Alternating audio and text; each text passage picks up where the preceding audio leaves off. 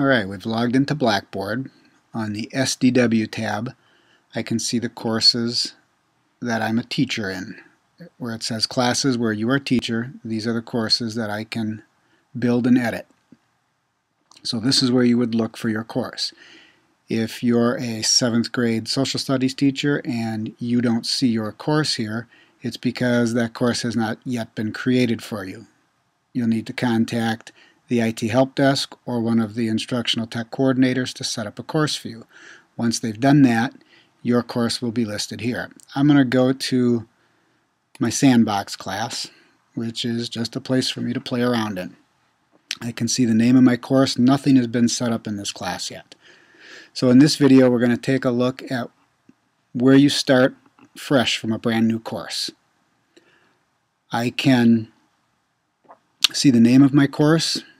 I can click on this little arrow and I can see a list of all my classes. So I could go from one class to another, but for now we'll just stay right in here. I have edit mode turned off right now. If I turn edit mode on, I see some more options. One thing that showed up was this little plus sign. In this plus sign, I can add items to my content menu. This black area here has nothing in it right now. I'm going to want to add things to it, and there's a couple different ways that I can do that. I can click on the plus sign. I can add a content area. I can give it a name. Let's say I just want to add Unit 1. And I can decide how I want to set up my course. I might as well make it available to users right now so I don't have to go back later and do that. Click Submit. And now Unit 1 shows up with a little box. The little box means that I haven't yet built anything into Unit 1. The next video is going to show how we can start building things in. Right now I just want to show how we can set up sort of a course outline or a course structure. So again, the plus sign, content area is what you'll want to use mostly when you're adding content to your course. A module page is where you can add things like announcements, maybe a blog, a wiki, a discussion board. That has to do with how you manage your course, how students use your course. But the content area is where we build the bulk of our course, where we put our stuff in our course, our content.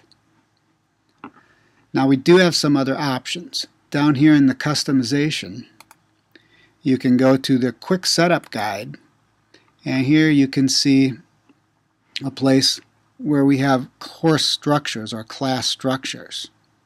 And we could go through this quick setup guide and select a class structure, a pre-made template that would include all sorts of things, really depending upon the way you teach and the type of course you're teaching.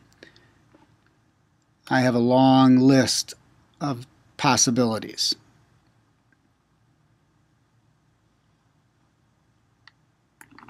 I'm going to cancel out on this because we can always come back to it.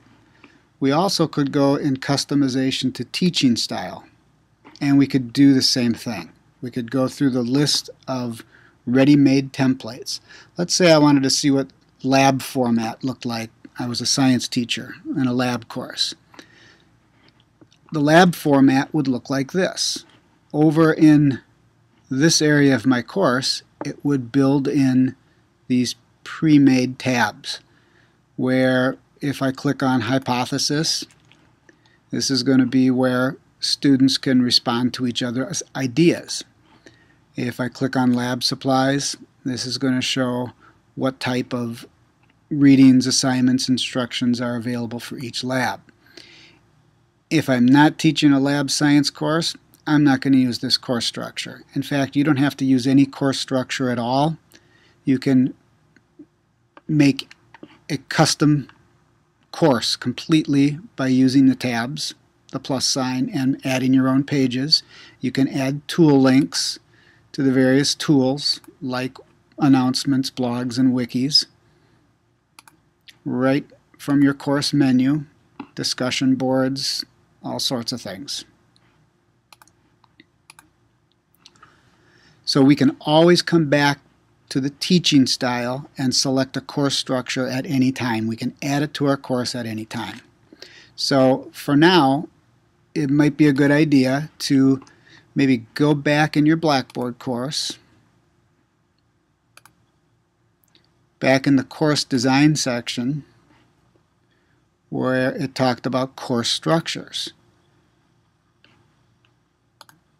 The course structures was in this third page here, and it went through and talked about course structure, gave some examples of various course structures.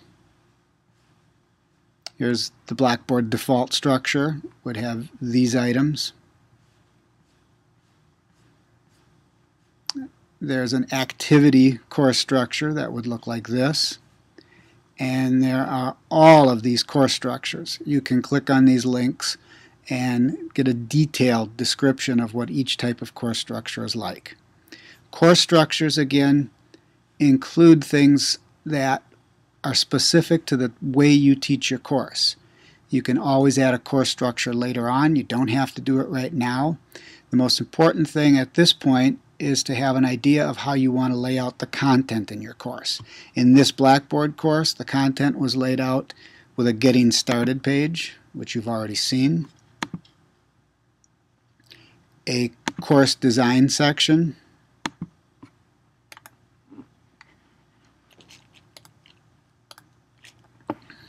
a building basics section, and some more things that haven't really even been built out yet at the time of recording this video. So once again, at this point, the most important thing is to look into how you want to lay out the content of your course. You can always go back and add course structures later. In the Building Basics section, when we get to this module here, Course Construction, Creating Course Areas for Content, this is where we're going to want to start building our course. And we'll take a look at that in our next video.